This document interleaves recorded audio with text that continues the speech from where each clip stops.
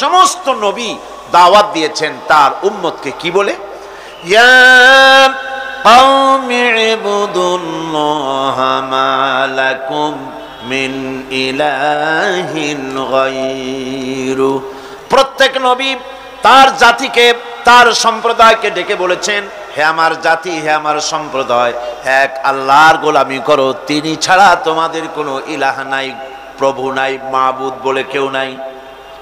এভাবে করে কোরআনে কারীম একজন একজন করে নবীদের নাম উচ্চারণ করে আল্লাহ পাক শুনিয়ে দিলেন, শোনো, লাকাদ আরসালনা নূহান ইলা কওমিহি ফাকালা ইয়া কওমি ইবুদুল্লাহা মা লাকুম মিন ইলাহিন গায়রু।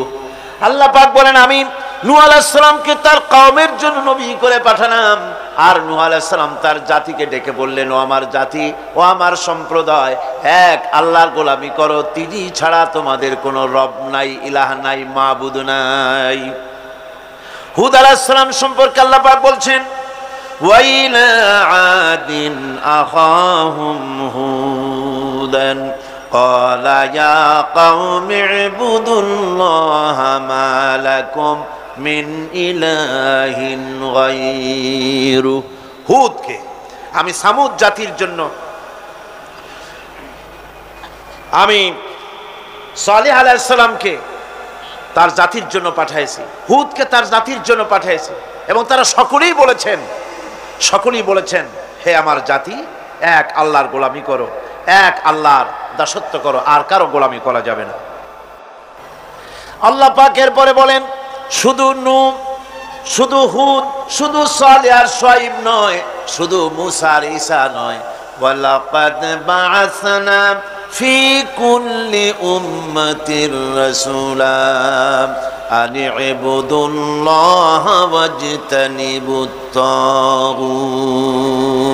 আমি প্রত্যেক জাতির জন্যই রাসূল প্রেরণ করেছি, এবং সকলেই দাওয়াত দিয়েছেন, আন ইবুদুল্লাহ ওয়াজতানিবুত তাগুত, এক আল্লাহর গোলামি করো, এক আল্লাহর আনুগত্য করো, আর তাগুতকে বর্জন করো। তাগুত হচ্ছে সেই শক্তি, যে শক্তি শুধু নিজেই আল্লাহর আইন অমান্য করে না, অন্যদেরকেও অমান্য করতে বাধ্য করে, তাকে কি বলা হয়? কোরআনে কারীম বলছি, ওয়ামা আরসালনা মিন ক্বাবলিকা মির রাসূলিন ইল্লা নূহি ইলাইহি আন্নাহু লা ইলাহা ইল্লা আনা ফা'বুদুন। আল্লাহ পাক বলছেন, হে নবী, তোমার পূর্বে এই পৃথিবীতে আমি যাদেরকে পাঠিয়েছি তাদের সকলের প্রতি আমি এই ওহী অবতীর্ণ করেছিলাম যে তারা তার জাতিকে বলবে, লা ইলাহা ইল্লা, লা ইলাহা ইল্লা আনা, আমি ছাড়া কোনো ইলাহ নাই, অর্থাৎ আল্লাহ ছাড়া কোনো ইলাহ নাই। এই কথাটা নবীরা সকল জাতির কাছে তারা বলবে, এই বলে ওহী নাজিল করেছে, এবং তারা বলবে একমাত্র আল্লাহ পাকের গোলামি, তার আনুগত্য জীবনের সকল ক্ষেত্রে করতে হবে, তিনি ছাড়া কোনো ইলাহ নাই, এটাকে বিশ্বাস করতে হবে। মেরাজ উপলক্ষে আল্লাহ পাক রাসূল কারীম সাল্লাল্লাহু আলাইহি ওয়াসাল্লামকে যে পেগাম দিয়েছিলেন, যে হাদিয়া দিয়েছিলেন, যে 14টি পেগাম ছিল, তার মধ্যে প্রথম পেগাম যেটা ছিল সেটা ছিল কি? وَقَضَى رَبُّكَ أَلَّا تَعْبُدُوا إِلَّا إِيَّاهُ وَبِالْوَالِدَيْنِ إِحْسَانًا। তোমার রবের পক্ষ থেকে এটা চূড়ান্ত রূপে ফয়সালা হয়ে গিয়েছে, চূড়ান্ত ফয়সালা হয়ে গিয়েছে যে দাসত্ব, গোলামি, আনুগত্য করতে হবে কেবলমাত্র আল্লাহ সুবহানাহু ওয়া তাআলা। আল্লাহ পাকের গোলামি ছাড়া কারো গোলামি করা যাবে না। এখন এই গোলামিটা কি জিনিস, আসুন আমরা ব্যাখ্যা করে আলোচনা করে বুঝতে চেষ্টা করি গোলামিটা কি।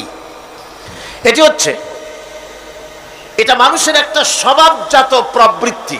মানুষের সামনে মানুষ কারো না কারো আনুগত্য করতে চায়, এটা তার রুহের মধ্যে, তার রক্তের মধ্যে, তার দেহের মধ্যে এটা মিশ্রিত রয়েছে।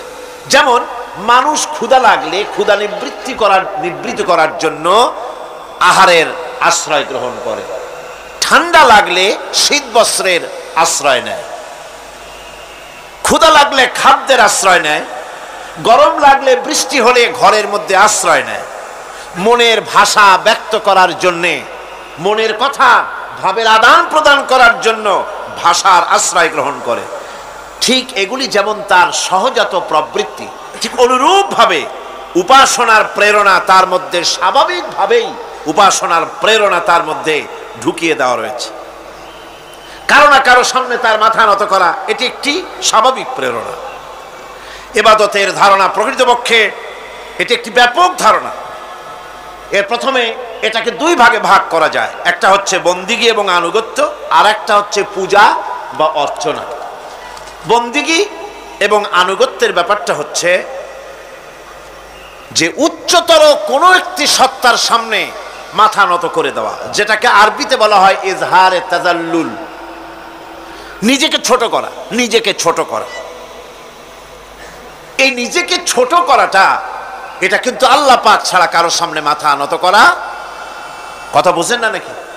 আল্লাহ ছাড়া কারো সামনে মাথা নত করা যাবে না। আমি যখন পার্লামেন্টে ঢুকলাম সর্বপ্রথম, জীবনে তো আর যাই নাই কোনোদিন, ঢুকলাম, ঢুকে দেখি অধিকাংশ লোক ঢুকছেন রুকুর হালতে আর বেরোচ্ছেন রুকুর হালতে। কারণটা কি আমি বুঝলাম না, বিষয়টা কি, এরকম করে কেন? পরে একজনকে জিজ্ঞেস করলাম যে বিষয়টা কি। তারা বললেন যেভাবে রুলস অফ প্রসিডিওর এটা লেখা আছে, এরকম করে মাথা নিচু করে ঢুকতে হয়।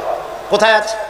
আমি রুলস অফ প্রসিডিওর নিলাম, দেখলাম তার ভিতরে সত্যি সত্যি লেখা আছে, article number 263 rules of procedure, যে বই দিয়ে, যে বিধান দিয়ে সংসদ চলে, এর ভিতরে পরিষ্কারভাবে লেখা রয়েছে সংসদ সদস্যগণ এই হাউসের ভিতরে প্রবেশ করাকালীন এবং বহির্গমনকালীন স্পিকারকে সম্মান জানাবার জন্যে মাথা নিচু করে ঢুকবেন আর বেরোবেন।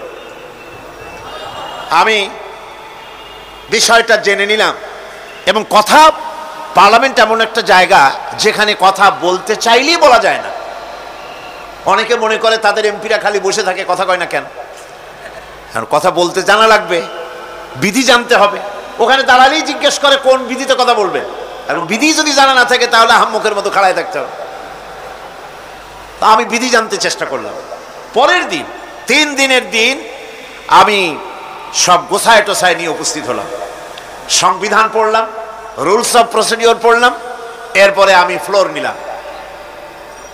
ফ্লোর নিয়ে আমি সেখানে স্পিকার সাহেবকে বললাম, মাননীয় স্পিকার, আমি এই হাউসের ভিতরে দেখতে পেলাম একটি জিনিস যেটি রুলস অফ প্রসিডিওরে লেখা আছে, আর রুলস অফ প্রসিডিওরে যেটা লেখা সেটা আবার সংবিধানের সঙ্গে কন্ট্রাডিক্টরি একটা ব্যাপার।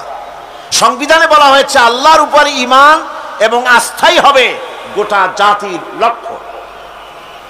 তো যেখানে আল্লাহর উপর ঈমান এবং আস্থার কথা বলা হয়েছে, সেইখানে আল্লাহর নির্দেশের খেলাপ করা হচ্ছে।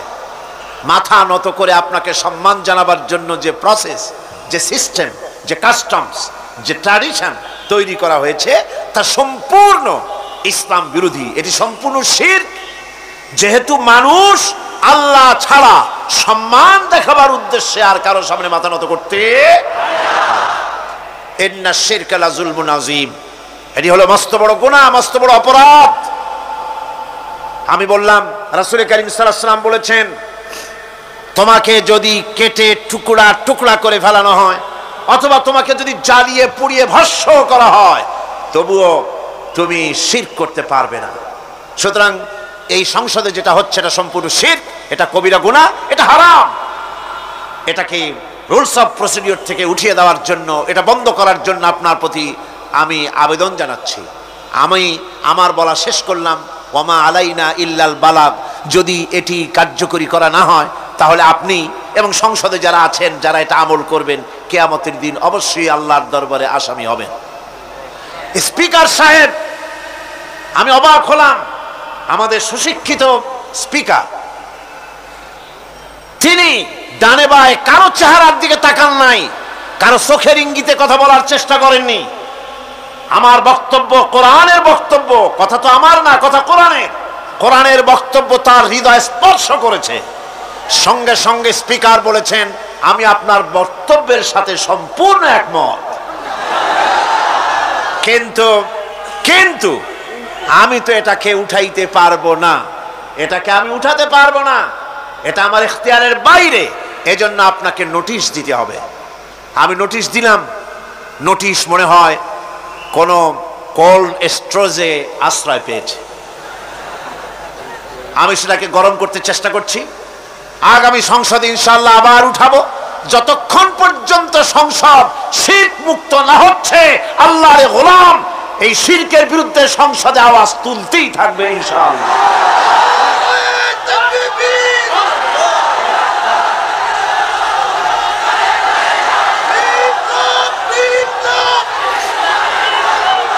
সুতরাং আজ ইজহারে তাদাল্লুল, মানুষ নিজেকে ছোট করবে কেবলমাত্র আল্লাহর কাছে। কার কাছে? আল্লাহ ছাড়া কারো সামনে মানুষ মাথা নত করতে পারবে না। এমনকি আমার দেশের কোর্টগুলিতে জজ সাহেবদেরকে বলা হয় মিলর্ড, আমার প্রভু। ব্রিটিশের শেখানো কথা, কোন মুসলমান উকিলের এমন কথা বলা উচিত নয়, জায়েজ নয়, হারাম। এ ধরনের কাস্টমস, এ ধরনের ট্র্যাডিশন উৎখাত করা উচিত। মাননীয় স্পিকার, মাননীয় জজ সাহেব, সম্মানিত জজ সাহেব এভাবে বলতে পারে, কিন্তু আমার প্রভু, প্রভু তো মুসলমানের একজন। প্রভু কয়জন? তার নাম কি? এই 4-5 জনে কইলেন আল্লাহ। আল্লাহর নাম নিতে দুঃখ লাগে, ভয় করে, লজ্জা করে, চিল্লা এখন প্রভু কে? আল্লাহ সুবহানাহু ওয়া তাআলা। সুতরাং তার সামনে মাথা নত করতে হবে। এখন বন্দিগি বা আনুগত্য, আমি এই জিনিসটা একটা দৃষ্টান্তের মাঝে আপনাদের সামনে পেশ করতে চাই। খুবই গুরুত্বপূর্ণ বিষয়, আপনারা শুনলে আশা করি আল্লাহ পাক আমাদেরকে ফায়দা দান করবেন। আমি দোয়া চাই এই গুরুত্বপূর্ণ বিষয়টি যেন গুছিয়ে আপনাদের সামনে পেশ করতে পারি, আল্লাহ পাক যেন তৌফিক দান করেন। বন্দিগি বা আনুগত্য, এই আনুগত্যটার একটা দৃষ্টান্ত এভাবে দেওয়া যায়, যেমন চাকর মনিবের আনুগত্য করে। চাকর কার আনুগত্য করে? মনিবের। মনিব যা বলে চাকর সেগুলিকে মান্য করে। এটাকে আরেকটু বড় করে যদি দেখতে চান তাহলে এভাবে বলা যায়, জনগণ, একটা দেশের জনগণ সরকারের আনুগত্য করে। সরকার যা বলে সরকারের আনুগত্য করে। মানুষ তার নিজের অজান্তেও কোর্টে, কাছারিতে, আদালতে, রাস্তায়, নৌকায়, স্টিমারে, প্লেনে, শিক্ষাঙ্গনে, সর্বত্র একটি দেশের জনগণ একটা সরকারের আইন নিজের অজান্তেই মেশিনের মতো পালন করে চলে, ঠিক কিনা? এই দৃষ্টিতে যে পরিমাণ লোক কোন সরকারের কর্তৃত্ব সীমায় বাস করে এবং তার আইনের অনুবর্তন করে, তাদের সম্পর্কে আমরা বলতে পারি জনগণ অমুক সরকারের আনুগত্য করছে। আর এটাকে যদি আরবিতে বলেন তাহলে বলা যায় এভাবে, জনগণ অমুক সরকারের ইবাদত করছে, আনুগত্য করছে, দাসত্ব করছে, গোলামি করছে। এবার এই ধারণাটিকে আরো একটু প্রশস্ত করে দিন, তাহলে আপনি দেখতে পাবেন। প্রথমে বললাম মনিবার চাকর, তারপর বললাম জনগণ আর সরকার। এবার এই দৃষ্টিকে আরো প্রশস্ত করে দিয়ে বিশ্বের দিকে তাকান, মহা শূন্যের দিকে তাকান। গাছপালা, তরু লতা, কীট পতঙ্গ সব যেন কারো আইন মেনে চলছেই তো মনে হয়, নাকি কন? এবার শুনুন আল্লাহ পাক কি বলছেন। আল্লাহ রাব্বুল আলামিন বলেন, আফাগায়রা দীনিল্লাহি ইয়াবগুন ওয়ালাহু আসলামা মান ফিস সামাওয়াতি ওয়াল আরদি তাওআন ওয়া কারহা। আফাগায়রা দীনিল্লাহি ইয়াবগুন, তোমরা কি আমার দেওয়া জীবন ব্যবস্থাকে ছেড়ে দিয়ে অন্যের তৈরি করা কোনো ব্যবস্থা তালাশ করো? ওয়ালাহু আসলামা মান ফিস সামাওয়াতি ওয়াল আরদ, অথচ আকাশে যা আছে, জমিনে যা আছে, সব কিছু আনুগত্যের মস্তক আমার সামনে মাথা নত করে দিয়েছে। সুবহানাল্লাহ বিহামদিহি, ঠিক কিনা? একটি ধূলি কণা থেকে শুরু করে নক্ষত্র লোক অবধি যা কিছু আমরা দেখতে পাই, যা দেখি না, সব হুকুম মানে কার? এই আইনের বৃদ্ধাচারণ করার ক্ষমতা কারো নাই। এটাকে বলা যায় গোটা বিশ্ব চরাচর আনুগত্য করছে, গোলামি করছে, ইবাদত করছে, কার করছে? আল্লাহ পাকের। এটাকে ইংরেজিতে বলা হয় ল অফ নেচার, এটাকে আরবিতে বলা হয় কানুনে ফিতরত, এটাকে বাংলায় বলা হয় প্রকৃতির আইন। এই আইনকে লঙ্ঘন করার ক্ষমতা কারো নাই। বন্ধুগণ, এই পৃথিবীর আপনি লক্ষ্য করে দেখবেন কোরআন মাজিদে এই বন্দিগিকে কোথাও ইবাদত বলেছে, কোথাও তাসবিহ বলেছে, কোথাও তাকদীস বলেছে, কোথাও সুজুদ বলেছে, কোথাও কুনুত বলেছে। আল্লাহ রাব্বুল আলামিন এই ইবাদতকে, আল্লাহ পাকের এই আনুগত্যকে বিভিন্ন শব্দে ব্যবহার করেছে। যেমন وَلَهُ مَنْ فِي السَّمَاوَاتِ وَالْأَرْضِ وَمَنْ عِنْدَهُ لَا يَسْتَكْبِرُونَ عَنْ عِبَادَتِهِ وَلَا يَسْتَحْسِرُونَ। আসমান এবং জমিনে যা কিছু আছে সব আল্লাহ পাকের, আর যে সব ফেরেশতারা তার নিকটে আছে তারা সবাই আল্লাহ পাকের বন্দেগী করছে। আল্লাহ পাকের বন্দেগী করার ভিতরে কেউ ত্রুটি করছে না। ইউসাব্বিহুনাল লাইলা ওয়ান নাহারা লা ইয়াফতুরুন। তারা রাত দিন তার প্রশংসা কীর্তনে মাথা নত করে দিয়ে কোন রকমের বিশ্রাম ছাড়া, শৈথিল্য ছাড়া সব আল্লাহ পাকের জিকির করছে, তাসবিহ করছে, আনুগত্য করছে। আকাশের সমস্ত ফেরেশতারা, কত ফেরেশতা তার তো কোনো ঠিক ঠিকানা নাই। কত লক্ষ লক্ষ ফেরেশতা আছে শুধু রুকুর হালতে আছে, কেউ তো সেজদার হালতে আছে, কেউ তো কিয়ামের হালতে আছে। আর যার উপরে যে ডিউটি আছে সেই ডিউটি পালন করছে, সব আল্লাহ পাকের আনুগত্য করে চলছে। এভাবে করে আল্লাহ পাক বলছেন যে আমার আনুগত্য এবং আমার তাসবিহ, আমার গুণকীর্তন করার জন্য সবাই এর মধ্যে ব্যস্ত আছে। ইউসাব্বিহু লিল্লাহি মা ফিস সামাওয়াতি ওয়া মা ফিল আরদ আল মালিকিল কুদ্দুসিল আজিজিল হাকীম। ইউসাব্বিহু লিল্লাহি, তাসবিহ পড়ছে, সাব্বাহা ইউসাব্বিহু তাসবিহান, তাসবিহ পড়েছে, তাসবিহ পড়ছে, তাসবিহ পড়বে। কিয়ামত পর্যন্ত যা কিছু আছে আকাশে, যা কিছু আছে জমিনে, যা কিছু আছে এর মাঝখানে সব তাসবিহ পড়ছে কার? আল্লাহ পাকের জিকির করছে, তাসবিহ করছে। হযরত ইউনূস আলাইহিস সালাম মাছের পেটে যখন ঢুকে পড়েছিলেন, যখন নিজের জীবন সম্পর্কে হতাশ হয়ে গিয়েছিলেন, তখন তিনি শুনতে পাচ্ছিলেন চতুর্দিকে যে সমস্ত জলচর প্রাণী আছে, হাত্তাকে সমুদ্রের তলদেশের, দরিয়ার তলদেশের বালুকণা, পাথরের নুড়ি, শৈবাল সব কিছু থেকে আল্লাহ পাকের জিকির হচ্ছে। ভিতর থেকে আওয়াজ আসতেছে আল্লাহ আল্লাহ আল্লাহ আল্লাহ আল্লাহ আল্লাহ আল্লাহ আল্লাহ আল্লাহ। জোরে বলেন আল্লাহ আল্লাহ আল্লাহ আল্লাহ আল্লাহ আল্লাহ আল্লাহ। হযরত ইউনূস আলাইহিস সালাম তখন বললেন লা ইলাহা ইল্লা আনতা সুবহানাকা ইন্নী কুনতু মিনাজ জালিমিন। লা ইলাহা ইল্লা আনতা, তুমি ছাড়া কোনো ইলাহ নাই, আমি তোমার প্রশংসা করছি, আমি তোমার পবিত্রতা ঘোষণা করছি, আমি নিজের উপর জুলম করেছি।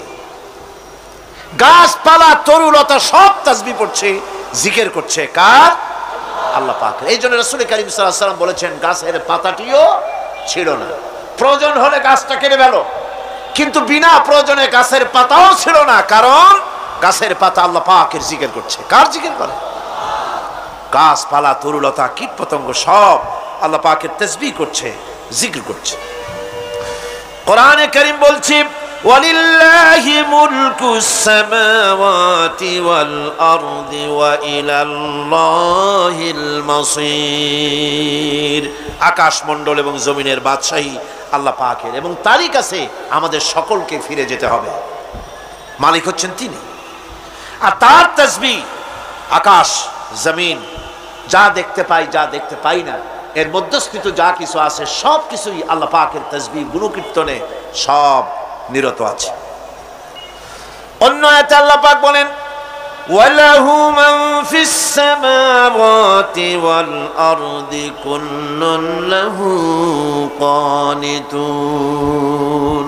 আসমান এবং জমিনে যা আছে তা সবই আল্লাহর নির্দেশের সামনে মাথা নত করে দিয়েছে। শুধু তাই নয়, আশ-শামসু ওয়াল কমারু বিহুসবানিন ওয়ান নাজমু ওয়াশ-শাজারু ইয়াসজুদান। সূর্য এবং চন্দ্র হিসাব অনুযায়ী আবর্তিত হচ্ছে এবং বৃক্ষ এবং নক্ষত্ররাজি সেজদায় রত হয়ে আছে। সব আল্লাহ পাকের সামনে মাথা নত করে দিয়েছে।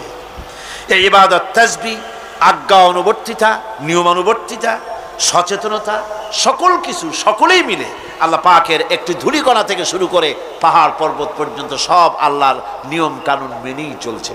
আপনি দেখতে পাচ্ছেন সমুদ্রে যে জোয়ার এবং ভাটা হয় কার নির্দেশে হয়? কার নির্দেশে হয়? আরো লক্ষ্য করুন, সমুদ্রের পানি লবণাক্ত। এই নোনা পানি, সমুদ্রের নোনা পানিগুলি পদ্মা, মেঘনা, যমুনা, ব্রহ্মপুত্র, শীতলক্ষা, সুরমা এসব মিষ্টি পানির ভিতরে জ্বরের টানে লবণাক্ত পানিগুলি ঢুকে যায়। আবার ভাটির টানে মিষ্টি এলাকার পানিগুলি সব গিয়ে সমুদ্রের মধ্যে নোনা পানির মধ্যে চলে যায়। মাঝখানে কোনো পার্টিশন নাই, মাঝখানে কোনো হেজাব নাই, কোনো বেড়া নাই, বাদ নাই। অথচ নোনা পানি মিষ্টি পানির ভিতরে গিয়ে মিষ্টি পানিরে নোনা বানায় না, নোনা পানি মিষ্টি এলাকায় গিয়ে মিষ্টি পানিরে নোনা বানাইতে পারে না। এই যে আল্লাহ পাকের হুকুম মেনে সব চলতেছে, জোয়ার ভাটাগুলি হতেছে, রাত আর দিন চলতেছে। রাত 12টার সময় সূর্য এসে বলে না, রাত সর, আমি এখন দিন বানায় ভালাবো। বেলা 12টার সময় রাতের আগমন ঘটতে পারে না। লাশ-শামসু ইয়ামবাগি লাহা আন তুদরিকাল কমারা ওয়ালাল লাইলু সাবিকুন নাহার ওয়া কুল্লুন ফি ফালাকি ইয়াসবাহুন। সূর্য চাঁদকে অতিক্রম করতে পারে না, চাঁদ সূর্যকে অতিক্রম করতে পারে না। কারোর সঙ্গে কারো বাধা হয় না, টক্কর লাগে না। সব আল্লাহ পাকের হুকুম মেনে ইলা আজালিম মুসাম্মা, নির্ধারিত সময় পর্যন্ত সবাই যাতায়াত করবে। শুধু তাই নয়, আল্লাহ পাকের এক বিরাট সিস্টেম, এক বিরাট কুদরতের মাধ্যমে গোটা পৃথিবী চলছে। এর কোনো পরিবর্তন হবে না। নারকেল গাছে কোনোদিন বেল হবে না, বেল গাছে কোনোদিন তাল হবে না, কাঁঠাল গাছে কোনোদিন খেজুর হবে না, আবার খেজুর গাছে কোনোদিন লিচু হবে না। হবে নাকি? ওয়ালান তাজিদা লিসুন্নাতিল্লাহি তাবদীলা। আমার প্রকৃতির আইনের মধ্যে, আমার ল অফ নেচারের ভেতরে কোনো পরিবর্তন হবে না। সবগুলি আমার আইন মানতে হবে। এখন হতে পারে এমন যে ব্যক্তি আল্লাহরে মানে না, ব্যক্তি বোঝেন না নাকি? বোঝেন না? একটা মানুষ আল্লাহরে মানে না, ও না মানতে পারে। যে জিহ্বাটে দিয়া বলে দেয়ার ইজ নো গড, স্রষ্টা বলতে কেউ নাই, যে জিহ্বাটে দিয়া বলে সে জিহ্বা হুকুম মানে কার? আল্লাহ পাকের হুকুম মানে। কিরকম? জিহ্বার উপরে যদি তিতা রাখা আপনি বলেন তিতা থুইছি, তাতে কি হয়েছে? খবরদার তিতার টেস্ট নিবি না, তিতা টক এই টেস্ট নিতে পারবি না। আপনার কথা জিহ্বা শুনবে? শুনবে না। ওর উপরে যে নির্দেশটা আছে সেই নির্দেশ অনুযায়ী সে কাজ করবে। টয়লেটে গিয়ে আপনি নাকেরে কবেন যে খবরদার, আমি একটা বিরাট অফিসার, অনেক টাকা পয়সার মালিক, অথবা বিরাট একটা মন্ত্রী টন্ত্রী কিছু একটা, সবাই আমার হুকুম মানে, তোকেও মানতে হবে। খবরদার দুর্গন্ধ যেন নাকের মধ্যে না ঢোকে। নাক আমি চাবি ধরতে পারবো না। শুনবে না কে? শুনবে না। নাক হোক, কান হোক, চোখ হোক, মুখ হোক, প্রত্যেকটা অঙ্গ প্রত্যঙ্গ, এগুলি সব হুকুম মানে কার? হতে পারে ব্যক্তি আল্লাহরে অস্বীকার করে বসলো, আল্লাহকে বললো যে আল্লাহ নাই, সব এমনি এমনি হয়। এর কপাল পড়ার লক্ষণ। কিসের লক্ষণ? কপাল পড়ার লক্ষণ। সব বোঝে। একটা মাইক দেখলে কয় যে না, কেউ এটারে বানাইছে। এই যে একটা ভিডিও ক্যামেরা, এটা কেউ দেখলে বলবে যে কয়েকজন আলেমে মিলে ফু দিছে আর অমনি একটা মাইক হয়ে কি বল ক্যামেরা হয়ে গেছে, বলবে কেউ? কোনো পাগলেও কবে? এই প্যান্ডেলটা দেখে কি মনে হবে? 4-5 জন পিসা বাইসিয়া কোচার কোনায় দাঁড়াইয়া ফু দিছে, সাথে সাথে প্যান্ডেল হয়ে গেছে। এটা কথা হইল? একটা ছোট্ট টেবিল, একটা চায়ের কাপ দেখলে পরে মানুষ বলে নিশ্চয়ই এটা কেউ বানাইছে। আজীব! এত বড় বিশাল আকাশ, এত সুন্দর জমিন, এত সুন্দর দেহ, এই মানুষ, গাছপালা, তরুলতা, কীট পতঙ্গ, পাহাড়, নদ নদী, এ সব কিছু দেখে কেবলমাত্র কপাল পোড়াই বলতে পারে যে কেউ নাই। এমনি এমনি হয়েছে। আজীব তামাশা! এমনি এমনি একটা চাউল তৈরি হয় না, একটা ডিম তৈরি হয় না, এমনি এমনি পৃথিবীটা হয়ে গেল। সবগুলির পেছনেই আল্লাহ পাক আছেন, তিনি সৃষ্টি করেছেন। এখন উপাস্যের প্রতি এই সৃষ্টি মানুষের দৃষ্টি আকর্ষণ করে। উপাস্য পাও না কে আল্লাহ, তা ঠিক পাও না, তা দেখাবার জন্য এই পৃথিবীর আল্লাহর সৃষ্টি প্রত্যেকটি পদার্থ, প্রত্যেকটি জিনিস ইঙ্গিত করে নিঃসন্দেহে কেউ না কেউ আছে, আর তার নাম হচ্ছে আল্লাহ। তার নাম কি? আরো জনে বলেন, নাম কি? আল্লাহ পাক। এখন প্রশ্ন ওঠে, আল্লাহরে বানাইছে কেডা? বলে তো মুরগি আগে না ডিম আগে? ডিম যদি আগে হয়ে থাকে তো ডিমটারে পারলো কে? আর মুরগি যদি আগে হয়ে থাকে, কোথার থেকে মুরগি এসে উড়ে এসে জুড়ে বসলো, আইলো কই থেকে? আল্লাহ যদি একজন থেকেই থাকেন তাহলে তার স্রষ্টাকে? এই প্রশ্ন তুলেছেন বার্টন রাসেল। প্রশ্ন তুলেছে স্রষ্টার স্রষ্টাকে। তা আমি দেখলাম এক আর্মি অফিসার একটা বই লিখেছেন, আমার এত ভালো লাগলো। বইটার নাম হচ্ছে আল কোরআন দ্য চ্যালেঞ্জ, মহাকাশ পর্ব। দারুণ লিখেছেন তিনি, আপনারা যদি পান খুঁজে নিয়ে পড়বেন। সে বইয়ের শেষ ভাগে গিয়ে তিনি এটার জবাব দিয়েছেন, স্রষ্টার স্রষ্টাকে তাই তুমি তালাশ করো। কানা চায় মানে কুজো চায় শীতই শুইতে। একটা লবণ কণার দৃষ্টান্ত তিনি দিয়েছেন। একটা লবণ কণা, একটি লবণ কণার ভিতরে যতগুলি মলিকুল থাকে, একটা লবণ কণার ভিতরে যতগুলি ক্যালাস থাকে, একটা লবণ কণার ভিতরে যতগুলি উপকরণ আর উপাদান থাকে, অর্থাৎ একটা লবণ কণা যত উপকরণ, যত উপাদান ধারণ করে, তার ধারণ ক্ষমতা যতখানি, এতখানি জিনিস ধারণ করতে 1000 বার্টন রাসেলের মগজের দরকার। একটা লবণ কণা, সেইটার চিন্তা করাই কঠিন। আর এত বড় মহাবিশ্ব যিনি সৃষ্টি করেছেন তার স্রষ্টাকে তালাশ করতে চাও, এটা কি স্বাভাবিক কথা? এটা পাগলের প্রশ্ন হতে পারে, এটা পাগলের প্রশ্ন হতে পারে। গ্যাগারিন টিটপ আর প্রথম মহাশূন্যচারী ছিল। গ্যাগারিন বেটা মহাশূন্য ঘুরে টুরি আসে, কয় কি? কয় যে মুসলমানেরা যারে কয় আল্লাহ, হিন্দুরা যারে কয় ভগবান, খ্রিস্টানরা যারে কয় গড, মহাশূন্য এত ঘুরলাম, আল্লাহরেও দেখলাম না, ভগবানেরও দেখলাম না। আজীব তামাশা! তুমি তো তোমার শরীরটাই দেখো না, তোমার শরীরটাই তো তুমি দেখতে পাও না। তোমার মাথার তালুটা কেমন তা কি দেখছো কখনো? আয়না নিচের দিকে দিয়ে, ঠ্যাং উপরের দিকে দিয়ে তাকাইলে যদি দেখো মাথার তালু কেমন। নিজের ঘাট দেখো না, পিঠ দেখো না, নিজের হিপ দেখতে পারো না। আয়না টায়না 4-5 না নিয়ে দেখার উপায় নাই কোন জায়গায় কি আছে শরীরে। নিজের শরীরটাই দেখো না। কত বড় সাহস! এই শরীরের স্রষ্টাকে দেখতে চাও? লা তুদরিকুহুল আবসার। কোন দৃষ্টি শক্তি তাকে মুহাইয়া করতে পারবে না। তার দৃষ্টি সকলকে আয়ত্ত করবে, কিন্তু পৃথিবীর কোন দৃষ্টি শক্তি তাকে আয়ত্তের ভিতরে নিতে পারবে না। মুসা আলাইহিস সালামের মতো পয়গম্বর, তিনি বলেছিলেন রব্বি আরিনি, রব্বি আরিনি, আল্লাহ আমি তোমারে দেখতে চাই। আল্লাহ পাক বলেছেন লান তারানি, কখনোই দেখতে পারবে না। সুবহানাল্লাহ বিহামদিহি। সুতরাং এই পৃথিবীর সব কিছু ইঙ্গিত করে যে একজন আছেন। এই ফুলের সৌন্দর্য যিনি দিলেন, ফুল দেখা যায়, সৌন্দর্য দেখা যায়, কিন্তু গন্ধ দেখা যায় না। এই পানির মিষ্টতা, মিষ্টি পানি, ফুলের গন্ধ, জোনাকি পোকার আলো, এই যে সুন্দর সুন্দর জিনিস দিয়ে আল্লাহ পাক এই বিশ্বকে সজ্জিত করেছেন, এ সব কিছুই ইঙ্গিত করে নিঃসন্দেহে একজন আছেন। আর যিনি আছেন তার নাম হচ্ছে কি? আল্লাহ। জোরে বলেন, তিনি কে? আল্লাহ। এখন এই স্রষ্টাকে চিনতে মানুষের বড্ড হয়রানি। বড্ড হয়রানি স্রষ্টাকে চেনার জন্য। এই স্রষ্টাকে খোঁজার জন্য, চেনার জন্য মানুষ শক্তি পূজা আরম্ভ করলো। ওই যে আমি আগে বলেছি, মানুষের মধ্যে একটা স্বাভাবিক প্রেরণা এই কারো না কারোর সামনে মাথা নত করে দেবে। সেজন্য মানুষ, কেউ তো আগুনকে পূজা করলো, আগুনের ভিতরে শক্তি আছে বলে আগুনের সামনে মাথা নত করে দিল, পাহাড়ের সামনে মাথা নত করে দিল, মূর্তি বানাইয়া মূর্তির সামনে মাথা নত করলো, কাঠের মূর্তি, মাটির মূর্তি বানাইয়া তার সামনে মাথা নত করে দিল।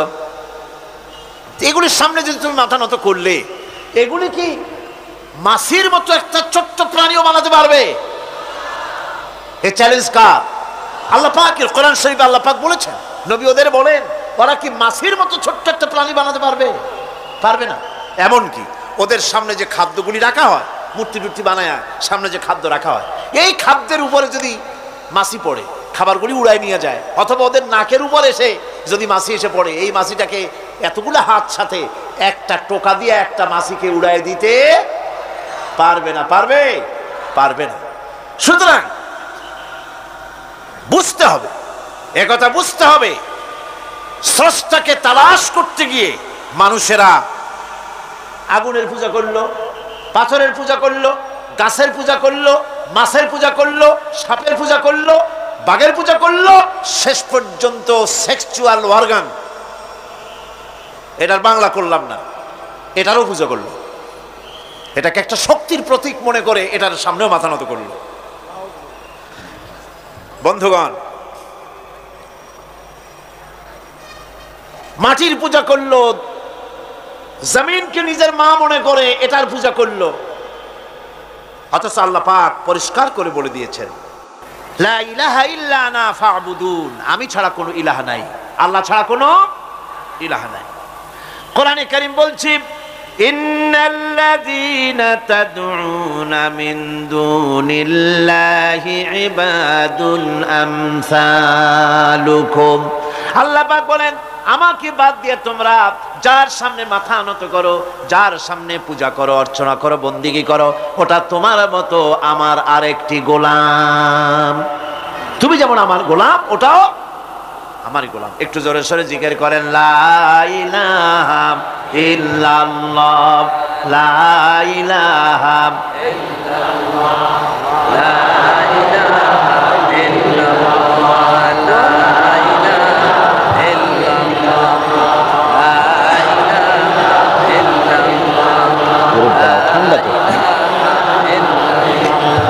লা ইল্লাল্লাহু মুহাম্মাদুর রাসূলুল্লাহ। সুতরাং বোঝা যাচ্ছে আল্লাহ হচ্ছেন এক এবং একক। এই আল্লাহ সুবহানাহু ওয়া তাআলা তিনি বলছেন, আমাকে বাদ দিয়ে যার সামনে মাথা নত করো, ওরা আমার গোলাম। সূর্য কার গোলাম? চন্দ্র কার গোলাম? সাপ বলেন, বাঘ বলেন, আগুন বলেন, সব কার গোলাম? এগুলি সব কার কথা শোনে? আগুন যতই পূজা করেন, আগুনের মধ্যে আপনি পড়লে আগুন কি ছাড়বে? ছাড়বে না। তবে হ্যাঁ, আগুনের মালিক যদি বলে তাহলে ছাড়িয়ে দিবে, ঠিক কিনা? ইব্রাহিম আলাইহিস সালামকে আগুনের ভিতরে যখন ফেলে দেওয়া হচ্ছে, ফেরেশতা বলতেছিল, আমার কাছে সাহায্য চাও, আগুন থেকে বাঁচায় দেই। হযরত ইব্রাহিম বলেছিলেন, আমার তো পরীক্ষা হতেছে, ইমতিহান হতেছে, আমাকে ডিস্টার্ব করো না, আমি তোমার কাছে কেন সাহায্য চাইবো? আমি আগুনে পুড়লে পরে আমার মাবুদ, আমার খোদা, আমার আল্লাহ, তিনি যদি খুশি হন, তাহলে আমার এমন আল্লাহকে খুশি করার জন্য 1000 বার পড়তে রাজি আছি। তোমার কাছে কেন সাহায্য চাইবো? আমি তো অন্ধ, আল্লাহর ইবাদত করি না, যিনি আমার দুঃখ দুর্দশা নিজের চোখে না দেখেন। আগুনের মধ্যে পড়ে গেলেন। আল্লাহ পাক আগুনকে অর্ডার করে দিলেন, ইয়া নারু কুনি বারদাও ওয়া সালামান আলা ইব্রাহিম। আগুন, আমার ইব্রাহিমের জন্য ঠান্ডা হয়ে যা, শান্তিদায়ক ঠান্ডা হয়ে যা। তাহলে দেখা গেল আগুনের মালিক হচ্ছেন আল্লাহ পাক। আল্লাহ পাক আজও যদি কোনো পূজা করা রাখবেন আগুনের, আগুনের পূজা করা তো হারাম। আগুন হচ্ছে আল্লাহর গোলাম, আল্লাহর সৃষ্টি, এটা হচ্ছে মাখলুক, আল্লাহ হচ্ছেন খালিক। বিশ্বকবি, কবি সম্রাট আল্লামা ডক্টর ইকবাল কি সুন্দর করে বলেছেন, আজ ভি হো জো ইব্রাহিম কা ইমা पैदा, आज भी हो जो इब्राहिम का इमां पैदा, आ कर सकती है एक अंदाज गुलिस्तां पैदा। ইব্রাহিমের ঈমান যদি আজও কোথাও হয় বিদ্যমান, করতে পারেন অগ্নিকুণ্ডে খুবসুরত এক গুলিস্তান। এখনো যদি ইব্রাহিমের ঈমান যদি কারো মধ্যে জাগ্রত হয় আর তাকে যদি আগুনে ভালানো হয়, সে আল্লাহ আজও আছেন না নাই? আছে কিনা? আল্লাহু লা ইলাহা ইল্লা হুয়াল হাইয়ুল কাইয়্যুম। পড়েন সবাই, আল্লাহু লা ইলাহা ইল্লা হুয়াল হাইয়ুল কাইয়্যুম। তিনি সদা জাগ্রত, তিনি চিরঞ্জীব। সুতরাং মহান শক্তিধর আল্লাহ পাক, তার হচ্ছে সব গোলাম। তুমি গোলাম হইয়া আর এক গোলামের কাছে হাত পাতো, সে তোমারে কিচ্ছু দিতে পারবে না। আমি দৃষ্টান্ত দিতে গিয়ে বলি, একজন ভিক্ষুক সে যদি আর একজন ভিক্ষুকের কাছে গিয়ে বলে, ভাই আমারে 10টা টাকা দাও, সে 10 টাকা পাবে কই? সারাদিন খয়রাত করিয়া পাইছে মোটে 5 টাকা, তোমারে তো 10 টাকা দিতে পারবে না। ও ভিক্ষুক, তুমিও ভিক্ষুক। সুতরাং গোটা বিশ্ববাসী হচ্ছে আল্লাহ পাকের কাছে ভিক্ষুক। সবগুলি কি ভিক্ষুক? প্রধানমন্ত্রী হোক, প্রেসিডেন্ট হোক, প্রধান সেনাপতি হোক, আল্লাহ পাকের দরবারে এগুলি কিচ্ছুই না, গোলাম। এগুলি সব কি? গোলাম আর গোলাম। সুতরাং মাথা নত করা যাবে না কারো সামনে। এই প্রকৃতি, এই নেচার শেখাচ্ছে একজন আছেন, সেটাকে বুঝতে হবে। বোঝার জন্য আল্লাহ কি দিয়েছেন? কি বোঝার জন্য আল্লাহ পাক মানুষকে ব্রেইন দিয়েছেন, বিবেক দিয়েছেন। শোনার জন্য কান দিয়েছে, দেখার জন্য চোখ দিয়েছে। আল্লাহ পাক বলছেন, লাহুম কুলুবুন লা ইয়াফকাহুনা বিহা ওয়া লাহুম আয়ুনুন লা ইউবসিরুনা বিহা ওয়া লাহুম আযানুন লা ইয়াসমাউনা বিহা উলাইকা কাল আনআম বাল হুম আযাল উলাইকা হুমুল গাফিলুন। আমি যাদেরকে কান দিয়েছিলাম, কলব দিয়েছিলাম, বিবেক দিয়েছিলাম, বিবেক দিয়ে সব বুঝলো, কিন্তু আমারে বুঝলো না। বিবেক দিয়া সব বুঝলো, বিবেক দিয়া সমস্ত জিনিস, নিজের স্বার্থের জিনিসগুলি বুঝলো, কিন্তু আল্লাহকে বুঝলো না।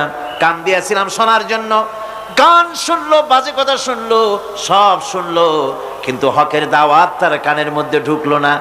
হক বুঝলো না, হক শুনলো না, হক দেখলো না, সত্যকে চিনতে পারলো না। আল্লাহ পাক বলেন, উলাইকা কাল আনআম, এরা হলো চতুষ্পদ জানোয়ার, জানোয়ার পশু। আল্লাহ কয় না, খালি পশু কইলে সারে না, বাল হুম আদাল, একেবারে পশুর চাইতেও নিকৃষ্ট। কারণ কি? কারণ হলো পশু অবিশ্বাসী নয়, পশু অবিশ্বাসী নয়, পশু কাফের নয়, পশু মুশরিক নয়, পশু মুরতাদ নয়, পশু নাস্তিক নয়। ঠিক কিনা? সুতরাং পশুর চাইতেও খারাপ, পশুর চাইতেও খারাপ। পশু যেটা বোঝে তাও বোঝে না। পশু তো অন্তত মালিকের আনুগত্য করে, তার কথা শোনে, যার খায় তার কথা শোনে। কুত্তাটাও, কুকুরও যার খায় তার কথা শোনে। ঠিক কিনা গণ? অথচ যে আল্লাহ রাব্বুল আলামিন খেতে দিলেন, পড়তে দিলেন, সব কিছু দিলেন, তার ইবাদতটা বুঝতে চেষ্টা করলো না, তার ইবাদত বুঝতে চেষ্টা করলো না, তার গোলামি করতে জানলো না। সুতরাং এগুলি হচ্ছে উলাইকা কাল আনআম, এগুলি চতুষ্পদ জন্তু এবং জানোয়ারের মতো, বরং তার থেকেও নিকৃষ্ট। মানুষকে আল্লাহ পাক জ্ঞান দিয়েছিলেন, সেই জ্ঞান দিয়ে সে দূরবীন আবিষ্কার করলো, জ্ঞান দিয়ে দূরবীন আবিষ্কার করলো, যাতে করে শকুনের চাইতেও তীক্ষ্ণ দৃষ্টি সম্পন্ন হয়। সে গাড়ি আবিষ্কার করলো, যাতে করে চিতাবাঘের চাইতেও বেশি দৌড়াইতে পারে। সে সাবমেরিন আবিষ্কার করলো, যাতে করে মাছের চাইতেও বেশি দ্রুতগামী হয়ে চলতে পারে পানির তলা দিয়া। এ সব কিছুই করলো, কিন্তু তার মনুষ্যত্বকে বাড়াইতে পারলো না, মনুষ্যত্বকে বাড়াতে পারলো না। এই মনুষ্যত্বই ছিল সবচেয়ে বড় জিনিস। কবি বলছেন, মুঝে ये डर है कि दिले जिंदा तू ना मर जाए। मुझे ये डर है कि दिले जिंदा तू ना मर जाए, कि जिंदगानी इबारत है तेरे जीने से। मुझे ये डर है कि दिले जिंदा तू ना मर जाए। আমার এই ভয় হয়, হে আমার জীবন্ত আত্মা, তোর না অপমৃত্যু হয়ে যায়। কারণ তোর যদি অপমৃত্যু হয় তাহলে আমার তো বেঁচে থাকার কোনো লাভ নাই। আমরা তো আমাদের আত্মা, জীবিত আত্মাকে মেরে ফেলছি, জীবিত আত্মাকে মেরে ফেলছি, আত্মাকে বিকশিত করছি না। আত্মাকে বিকশিত করতে হবে। এই আত্মা বিকশিত হবে কিভাবে? সব জিনিসের খাবার আল্লাহ পাক এই জমিনে তৈরি করেছেন, ঠিক কিনা কর? সকলের খাবার এই জমিনে। মানুষ যেহেতু তৈরি হয়েছে এই মাটি দিয়ে, সেই জন্য আল্লাহ রাব্বুল আলামিন মানুষের খাবার মাটি দিয়ে তৈরি করে দিয়েছেন। কলা দিয়েছেন, কচু দিয়েছেন, আলু দিয়েছেন, মূলা দিয়েছেন, তাল দিয়েছেন, বেল দিয়েছেন, মাছ দিয়েছেন, তরকারি দিয়েছেন, পনির দিয়েছেন, দুধ দিয়েছেন, গোশত দিয়েছেন। খাবারের কোনো অভাব রাখেন নাই, সব মাটি দিয়েছে। কিন্তু যেই রুহটা আমাদের ভিতরে, যে আত্মাটা আমাদের মধ্যে, যে আত্মা থাকলে পরে বাঁচি, আত্মা না থাকলে পরে মরে যাই, সেই রুহের খাবার আমরা কেউ দিতেছি না। রুহটা কি? আল্লাহ পাক বলছেন, নবী আপনাকে প্রশ্ন করা হয়, ওয়ায়াসআলুনাকা আনির রূহ কুলির রূহু মিন আমরি রাব্বি। নবী হে, প্রশ্ন করা হয় রূহ কি জিনিস? এর জবাব হচ্ছে এই বলে দিন, রূহ হচ্ছে আল্লাহর একটু অর্ডার, একটু হুকুম তোমার ভিতরে কাজ করছে। ওই রূহেরও কিছু খাবার আছে, ওই রূহেরও কিছু খাবার আছে। সেই রূহকে খাবার জমিনে তৈরি হবে না। রূহ গোশত খাবে না, পনির খাবে না, দুধ খাবে না, সর খাবে না, ফল খাবে না, কি খাবে? রূহের খাবার। যেহেতু রূহ এই পৃথিবীতে তৈরি হয় নাই, রূহ এসেছে আলমে আরওয়াহ থেকে, সেজন্য রব্বুল আলামিন রূহের খাবার পাঠিয়েছেন লৌহ মাহফুজ থেকে। আল্লাহ পাক কোরআনে কারীমকে রূহের খোরাক করে পাঠিয়েছেন। রূহকে যদি বাঁচাতে চান তাহলে তার একমাত্র খাদ্য হতেছে তেলাওয়াতে কোরআন। তেলাওয়াতে কোরআন যত তেলাওয়াত করবেন ততই মজা লাগবে। সুবহানাল্লাহ, কোন সুবহানাল্লাহ। একটু হারাম শরীফ থেকে বেড়ায় আসেন। টাকা পয়সা যাদের আছে তাদের বলছি, পয়সা করি যাদের আছে, সিঙ্গাপুর বেড়ায়। আরে সিঙ্গাপুর বেড়ায় করবা কি? মার্কেটিং ছাড়া আর কিছুই নাই।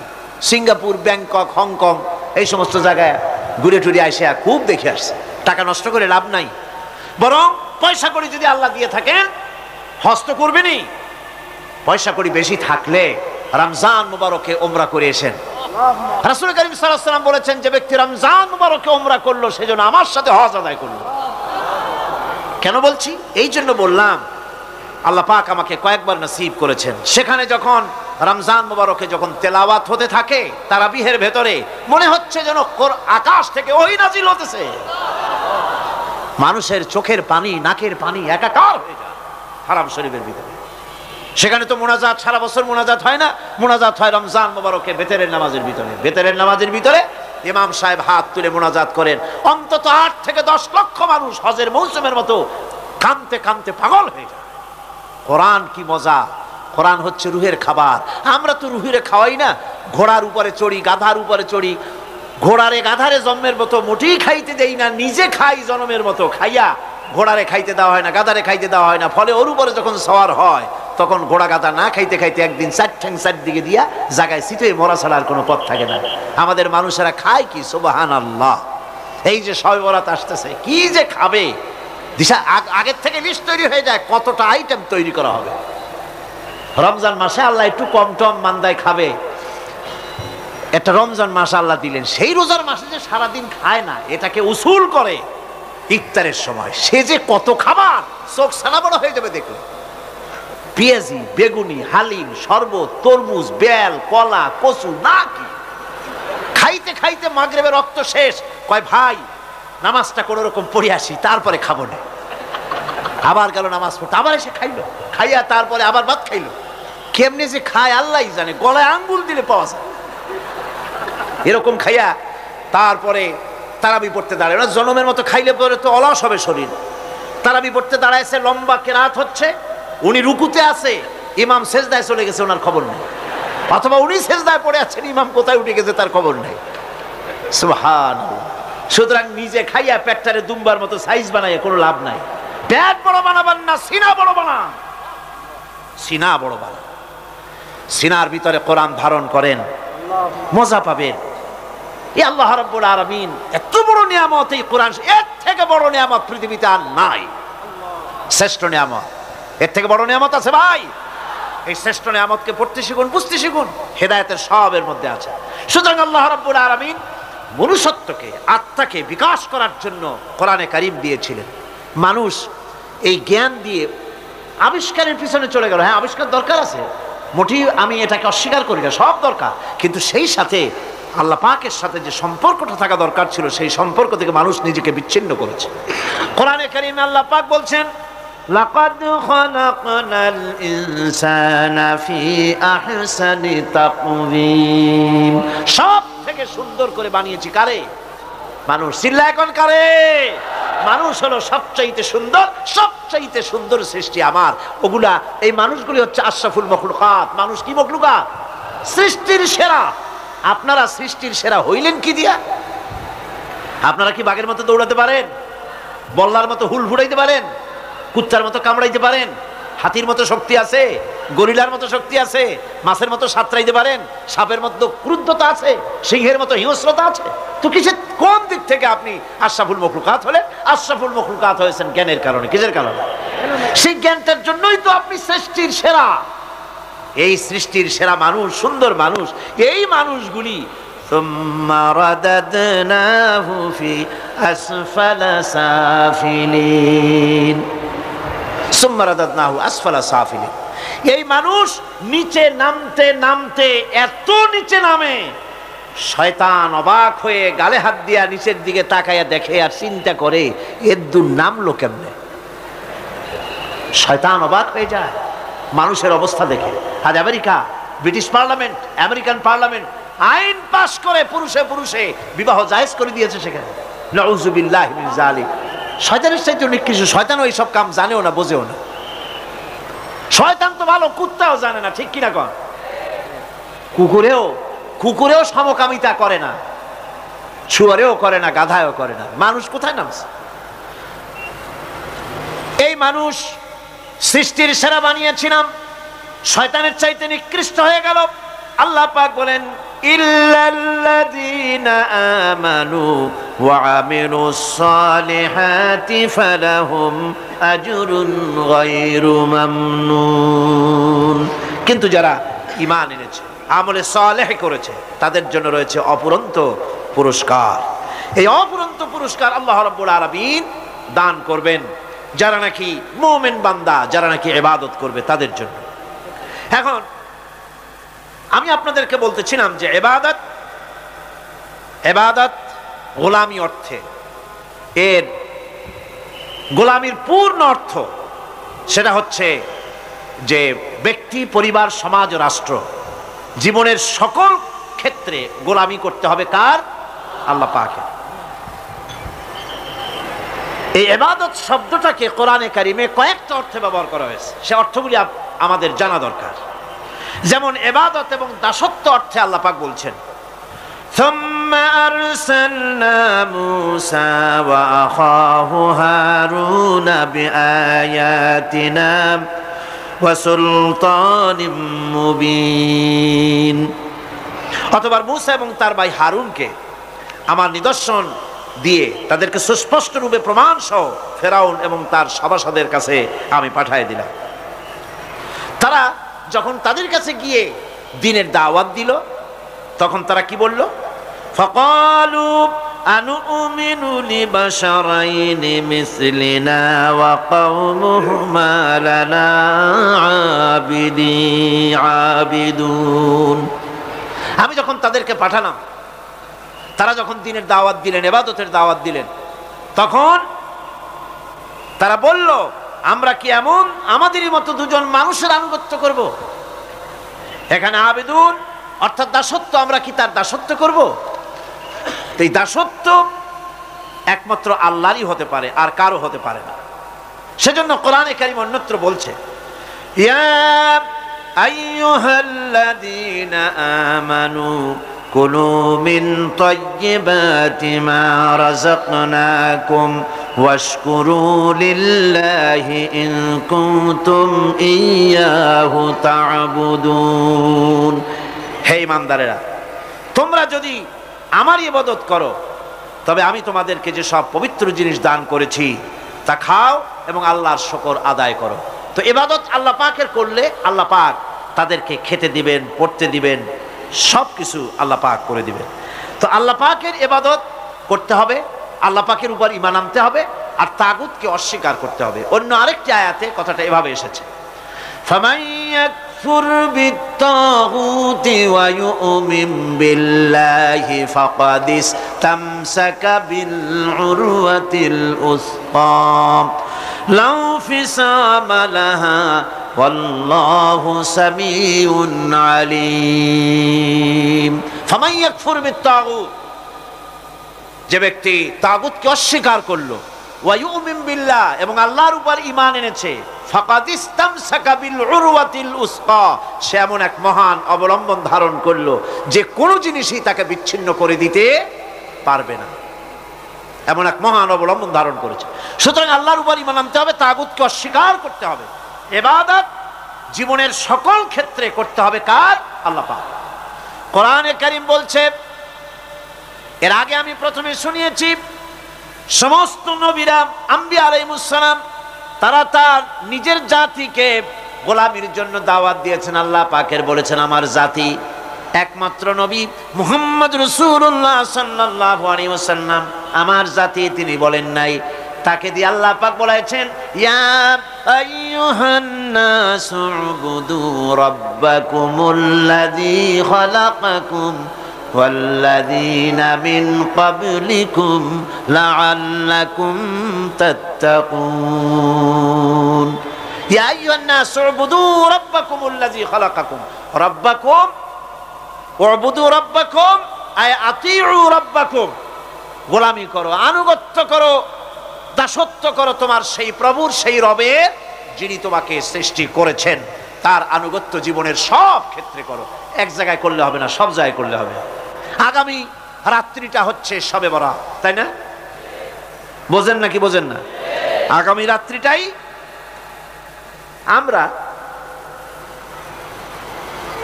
হচ্ছে সেই ধরনের মানুষ, মিনিমাম লেবার ম্যাক্সিমাম প্রফিট। অল্প কাজ করে বেশি প্রফিট যদি করা যায়, আমরা সেই পক্ষে বেশি। শবে বরাত, শবে কদরে ইবাদত করিয়া জীবনের সব গুনাহ মাফ করাইতে চাই, আর করাইয়া মনে করলাম, বিশ্বাস করলাম যেটা এইভাবে হয়, কিন্তু পরের দিন থেকে আবার যেরকম ছিল মানুষ সেরকম হয়ে যায়। সারা রাত জাগলো শবে বরাতে, সারা রাত জাগলো।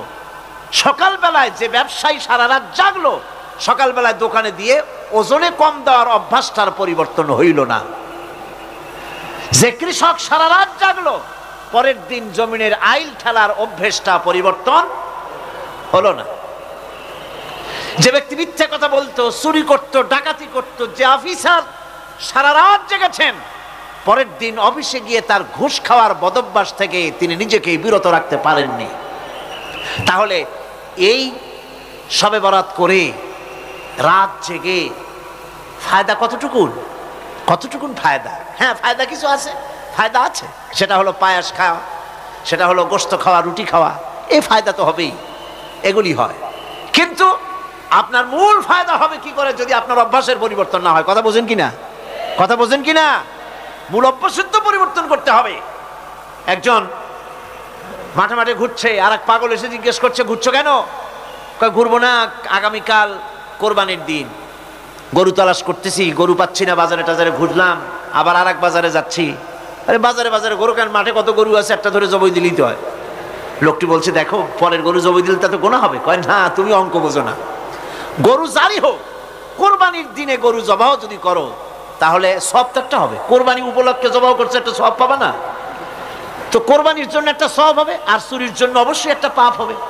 কোরবানি যখন দিবা তো কোরবানির সওয়াব আর চুরির পাপ ভগ্নাংশের মতো কাটাকাটি হয়ে যাবে, গোশত খাবা ফাও। তো মানুষের অবস্থা তো তাই হয়েছে। মানুষের অবস্থা হয়েছে শবে বরাতে সারা রাত জাগবো, কান্দাকাটি করবো, ফাও ফাও গুনাহ মাফ হয়ে যাবে, আর গোশত রুটি তো আছেই, যদ্দূর পারলাম খাইলাম। পরের দিন ডু ফুর্তি, নো চিন্তা। নাউযুবিল্লাহি মিন যালিক। এই কান্দারও দাম নাই, আর এই ধরনের রাত জাগারও দাম নাই। এই ধরনের ইবাদত করেও দাম নাই। ইবাদতটা হচ্ছে জীবনের সব ক্ষেত্রে ইবাদত করতে হবে। ইবাদত সম্পর্কে মিস ইন্টারপ্রিটেশন যেটা এসেছে, ভুল অর্থ যেটা এসেছে, সেই ভুল অর্থের কারণে মানুষ শুধু মনে করে নামাজ রোজা হজ যাকাতই শুধু ইবাদত না। ইবাদত হচ্ছে জীবনের সকল ক্ষেত্রে গোলামিটা হতে হবে আল্লাহ পাকের সব জায়গায়। পার্লামেন্টে গোলামি হবে কার? কোর্ট কাছারিতে কার? অফিস আদালতে কার? স্কুলে কলেজে কার? খেতে খামারে কার? রান্নাঘরে, নিজের ঘরে, পরিবারে, সব জায়গায় আনুগত্য কার? কেবলমাত্র আল্লাহ সুবহানাহু ওয়া তাআলার হুকুম অনুযায়ী জীবন পালন করার নামই হচ্ছে ইবাদত। এই ইবাদত, নামাজ পড়ার নাম ইবাদত, নামাজ না পড়ার নামও ইবাদত। রোজা রাখার নাম ইবাদত, রোজা না রাখাও ইবাদত। এখন আপনারা বলতে পারেন যেটা ঠিক, কি আশ্চর্য কথা শুনাইলেন, নামাজ পড়া তো ইবাদত, নামাজ না পড়া আবার কোন দেশে ইবাদত? রোজা রাখা তো ইবাদত, রোজা না রাখা কোন দেশে ইবাদত? মূল কথা হচ্ছে 5 ওয়াক্ত নামাজ সময় মতো পড়বেন, তা তো আপনার ইবাদত হবে। কিন্তু সূর্য উদয়ের সময়, সূর্য ঠিক মাথার উপরে থাকার সময়, সূর্য ঠিক অস্তগামী হওয়ার সময় নামাজ পড়া জায়েজ নাই, সেজদা করা জায়েজ নাই, হারাম করা হয়েছে। সুতরাং এই 3 সময় নামাজ না পড়াটাই ইবাদত। সারা বছর রোজা রাখবেন, ইবাদত হবে। কিন্তু 2 ঈদের 5 দিন রোজা রাখা হারাম করা হয়েছে, ওই 5 দিন রোজা না রাখাটাই, তার অর্থ হলো জীবনের সমস্ত কাজটাই হলো ইবাদত হবে যদি মুসলমান আল্লাহর হুকুম মাফিক তার জীবনকে পরিচালনা করে। আপনার চোখের চাহনিটাও তো ইবাদত হবে। সুবহানাল্লাহ। এই চোখ দিয়ে গুনাহ কামাই করা যাবে, আবার এই চোখ দিয়ে সওয়াব কামাই করা যাবে। যদি কোনো সন্তান তার মা বাপের দিকে ভক্তির নজরে, মহব্বতের নজরে যদি তাকায়, নবীজি বলেছেন একটা কবুল নফল হজের সওয়াব আমলনামায় লেখা যাবে। সাহাবীরা প্রশ্ন করেছেন, যদি কেউ 100 বার তাকায় তো কি হবে? নবীজি বলেছেন, আল্লাহ রাব্বুল আলামিনের নিয়ামতের ভান্ডার, অফুরন্ত নিয়ামতের সেখানে কোনো অভাব নাই। যদি কোনো বান্দা যদি তার মা বাপের দিকে দৈনিক 100 বার তাকায় তো ওই বান্দার আমলনামায় 100 কবুল নফল হজের সওয়াব লেখা যাবে। তাহলে দেখা গেল চোখের চাহনি আপনার ইবাদত, আপনার ঘুম ইবাদত, আপনার চাকরি ইবাদত, আপনার ব্যবসা বাণিজ্য ইবাদত। তার মানে হলো আল্লাহর গোলামি, আল্লাহর হুকুম অনুযায়ী কাজ করার নামই হচ্ছে ইবাদত। ইয়াকা না'বুদু ওয়া ইয়াকা নাস্তাঈন। পড়েন সবাই, ইয়াকা না'বুদু ওয়া ইয়াকা নাস্তাঈন। আল্লাহ তাআলা একমাত্র তোমার গোলামি করি, তোমারই আনুগত্য করি, তুমি ছাড়া কারো গোলামি করি না, তুমি ছাড়া কারো গোলামি করি না। এখন দোকানদার নামাজের মধ্যে পড়লো ইয়াকা না'বুদু। ইয়াকা না'বুদু, না'বুদু শব্দটা হচ্ছে মুজারের সিগা। এর মধ্যে 2টা কাল পাওয়া যায়, বর্তমান আর ভবিষ্যৎ, 2টি কাল পাওয়া যায়। না'বুদু এই শব্দ দিয়ে বোঝানো হচ্ছে কি, আল্লাহ পাক এই নামাজের ভিতরে যেমন তোমার হুকুম পালন করে নামাজ আদায় করছে, যেমন নামাজের ভিতরে কিছু খাওয়া যায় না, বাইরে খাওয়া জায়েজ ছিল, নামাজ পড়ছি বলে খানাটা আমার জন্য হারাম হয়ে গেছে। কথা বলা জায়েজ ছিল, নামাজের ভিতরে কথা বলা হারাম করে দিলাম। এদিক ওদিক তাকানো জায়েজ ছিল, নামাজের ভিতরে এদিক ওদিক তাকানো বন্ধ করে দিলাম। তার মানে আমার জন্য চিরস্থায়ী, সব সময়ের জন্য আমার জন্য হালাল করে দেওয়া জিনিসগুলি এই নামাজের ভিতরে অল্প সময়ের জন্য হারাম করে প্রমাণ করে দিলাম। মাবুদ গো, এই নামাজের পরে চিরস্থায়ী হারামগুলি এইভাবে আমার জন্য হারাম করে নেব। ইয়াকা না'বুদু, নামাজটা পড়ছি যেভাবে করে, নামাজের বাইরের জীবন চালাবো সেইভাবে করে। সেজদা দিলেই তো সওয়াব হয়। সেজদা দিলে কি হয়? সওয়াব হয়। যদি কেউ 5-6টা সেজদা দিয়ে দেয় 1 রাকাতের মধ্যে তো কি হবে? যদি কেউ নামাজ পড়লে তো সওয়াব হয়। ফজরের নামাজ যদি 4 রাকাত পড়ে তো কি হবে? মাগরিবের নামাজ যদি 2 রাকাত পড়ে অথবা 4 রাকাত পড়ে তো কি হবে? ইচ্ছে করে যদি এভাবে করে, ভুল করবে নয়, ইচ্ছে করে যদি করে, তাহলে আল্লাহর আইনের সঙ্গে বিরোধিতা করছে বলে সে বিদ্রোহী হিসাবে প্রমাণিত হবে। সুতরাং কথা হচ্ছে নামাজের ভিতরে আল্লাহ পাক ইয়াকা না'বুদু, এই নামাজের ভিতরে তোমার হুকুম মেনে যেভাবে নামাজ আদায় করি, নামাজের বাইরের জীবনটাও তোমার হুকুম মেনে পালন করব। এটাই হচ্ছে ইবাদতের মূল থিম, মূল আইডিয়া, মূল ফিলসফি। নামাজ ইবাদত, করতে হবে জীবনের সব ক্ষেত্রে। নামাজের ভিতরে বললাম ইয়াকা নাবুদু, দোকানদার। এই লোকটা কি? দোকানদার। ঘি বিক্রি করবে, ঘি আনছে দোকানে। তারপরে নামাজ পড়তে দাঁড়িয়েছে, দোকানের পিছনে ছোট্ট ঘর আছে, নামাজ পড়তে দাঁড়িয়েছে, শুরু করে দিল আল্লাহু আকবার, আলহামদুলিল্লাহি রাব্বিল আলামিন আর রহমানির রহিম মালিকি ইয়াউমিদ্দিন ইয়াকা নাবুদু ওয়া ইয়াকা। তাড়াতাড়ি পড়তে হবে যেহেতু খরিদ্দার আসতেছে। খরিদ্দার 2-4 জন ভিড় জমায়েছে, নামাজ ছেড়ে দিয়েছে। কর্মচারীকে ডাকছে, পেটাশন ভিতরে আসলো। আমি তো কেবল খাঁটি ঘি নিয়ে আসছি, ওর মধ্যে তো ভেজাল দিই নাই। তাড়াতাড়ি করে ওর মধ্যে যা দিয়ে ভেজাল দিতে হয় ভেজাল ডাল দিয়ে ঠিক মতো দিয়া তারপরে বিক্রি করবি। 100 টাকা কিনছিস, 250 টাকা করে বিক্রি করবি। আল্লাহু আকবার, রহমানির রহিম মালিকি ইয়াউমিদ্দিন ইয়াকা নাবুদু ওয়া ইয়াকা। এটা নামাজ হইল? কোন এই নামাজের আল্লাহর কোনো দরকার আছে? কোনো দরকার নাই। ইবাদত তো হবে নামাজ যার হুকুমে, ব্যবসা তার হুকুমে। নামাজে সেজদা দিব যার হুকুমে, রোজা রাখবো তার হুকুমে, নামাজ পড়বো যার হুকুমে, অর্থনীতি চালাবো তার হুকুমে, নামাজ পড়বো যার হুকুমে, আমার দেশের কলকারখানা চলবে, নামাজ পড়বে যার হুকুমে, পার্লামেন্ট চলবে তার হুকুমে, নামাজ পড়বো যার হুকুমে, রাজনীতি চলবে তার হুকুমে। এর উল্টা পাল্টা যদি হয় মুসলমান মানতে পারে কখনই। সুতরাং মুসলমানকে আনুগত্যের মস্তককে অবনত করে দিতে হবে আল্লাহ পাকের সামনে।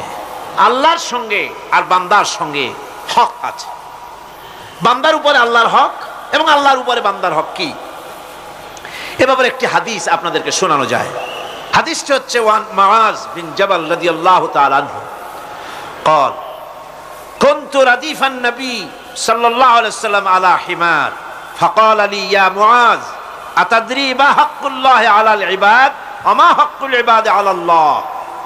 হযরত মুআজ বিন জাবাল রাদিয়াল্লাহু তাআলা আনহু বলেন যে আমি রাসূল করিম সাল্লাল্লাহু আলাইহি ওয়াসাল্লামের পেছনে তার গাধায় সওয়ার ছিলাম। তিনি আমাকে জিজ্ঞেস করলেন, মুআজ তুমি কি জানো বান্দার উপরে আল্লাহর হক কি এবং আল্লাহর উপরে বান্দার হক কি? তিনি বললেন, আল্লাহু ওয়া রাসূলুহু আ'লামু, আল্লাহ এবং তার রাসূল খুব ভালো করে জানেন।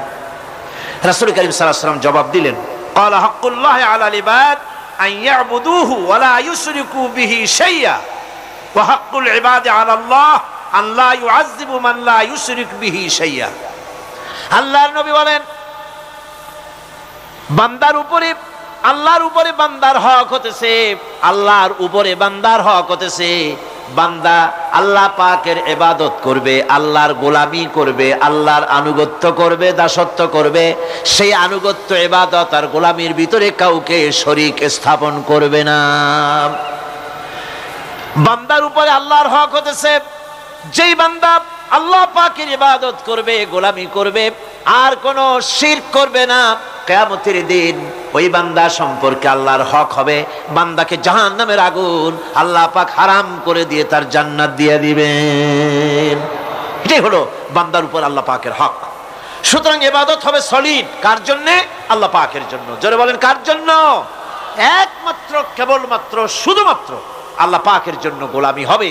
সেই গোলামির কথাটাই আমরা কোরআনে কারীমের মধ্যে সূরা ফাতিহায় প্রত্যেক দিন প্রতি রাকাতে আমরা পড়ি, ইয়্যাকা না'বুদু ওয়া ইয়্যাকা নাস্তাঈন।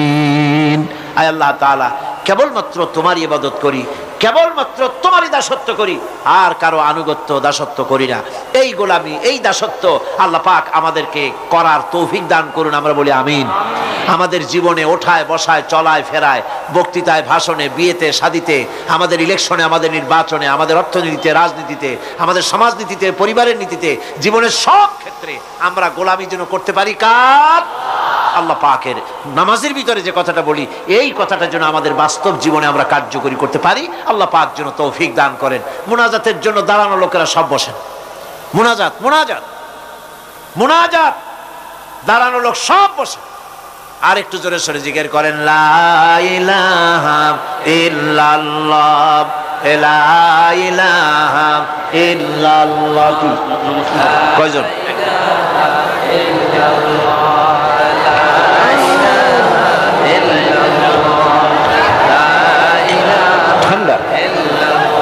আমি বললাম বসতে, আপনারা দাঁড়ায় গেলেন, কেমন কথা? লা ইলাহা ইল্লাল্লাহু মুহাম্মাদুর রাসূলুল্লাহ। আজকে একজন মুসলমান হওয়ার জন্য এসেছেন, বলেন আলহামদুলিল্লাহ। এক ব্যক্তি মুসলমান হবেন, তারে মুসলমান বানানো হচ্ছে। মুনাজাতের জন্য দাঁড়ানো ভাইরা বসেন। আমি বসতে বলেছি, বসতে অসুবিধাটা কি? বসেন না। আর আমি আবার বলি, মুনাজাতের কথা শুনলে যারা হাঁটেন, আমার বড্ড দুঃখ হয়। ঘন্টার পর ঘন্টা বসতেন আর আল্লাহর কাছে হাত উঠাবার সময় চলে যাচ্ছেন। দুর্ভাগ্য, হতভাগ্য ওই সব লোকদের জন্য যারা আল্লাহর কাছে মুনাজাত করার সুযোগ পায় না। আল্লাহ পাক সকলকে তৌফিক দিন, জোরে কোন আমিন। কে মুসলমান হলো? এর কি নাম, কি নাম পছন্দ করছে? নাম কি?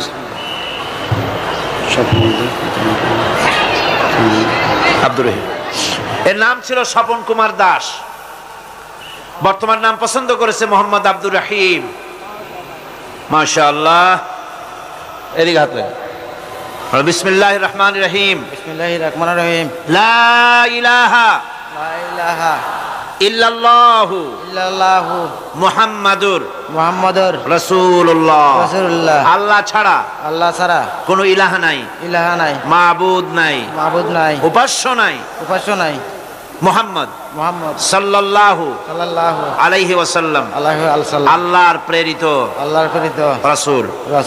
আশহাদু আন লা ইলাহা ইল্লাল্লাহু ওয়াহদাহু লা শারীকা লাহু ওয়া আশহাদু আন্না মুহাম্মাদান আবদুহু ওয়া রাসূলুহু।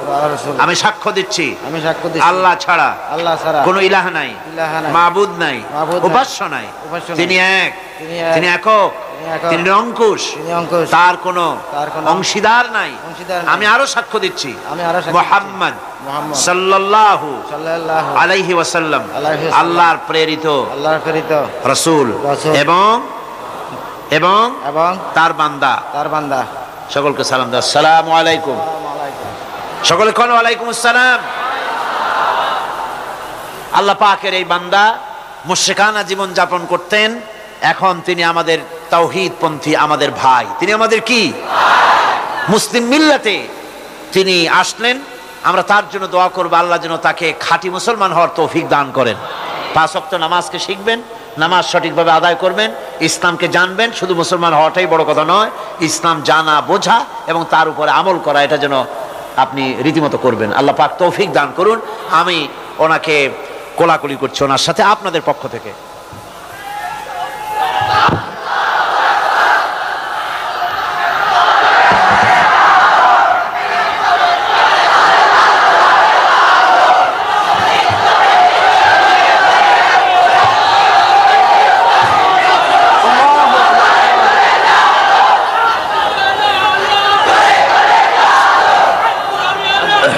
আমার বন্ধুগণ,